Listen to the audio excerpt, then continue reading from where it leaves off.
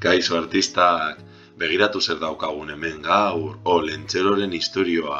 Liburuzka bat sortu dute adigrafikekoek, enkarnak ohiturak elkartekoak sortutako testuekin, eta Mario Corral Peruk egindako ilustrazioekin.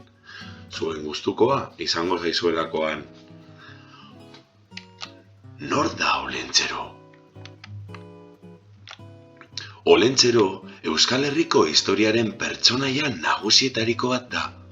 Abenduaren 24an, etxez etxe, umeak eta helduak bizitatzen ditu. Oso bihotzoneko pertsona da, eta langilea. Ikaskina da, eta pipa erretzen du. Eta amurriok nere Olentzerok bizitatuko gaitu? Jakina baietz! Kontatuko dizut zerbait gure Olentzeroren inguruan. Gure Olentzero langileena eta maitagarriena da. Berak irakasten digu pertsona onak izaten, eta poztasunez betetzen gaituena. Eskolaz eskola joaten da, ume guztiak bizitatzera.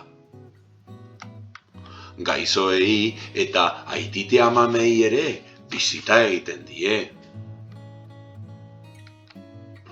Eta goiko mendin, harrera egiten die ume eta guraso guztiei.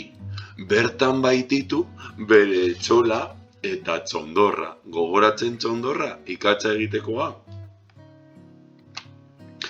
Olentzerok ikatza egiten du, gero saldu ahal izateko eta irabaziekin umeen opariak erosten ditu.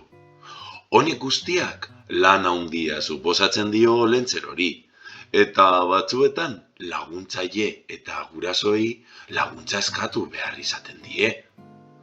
Amurreko ume eta herritar maitagarriei, abenduaren 24an magia zuen etxeetara itzuliko da berriro ere. Gabon zoriontsuak izan, beste bat arte.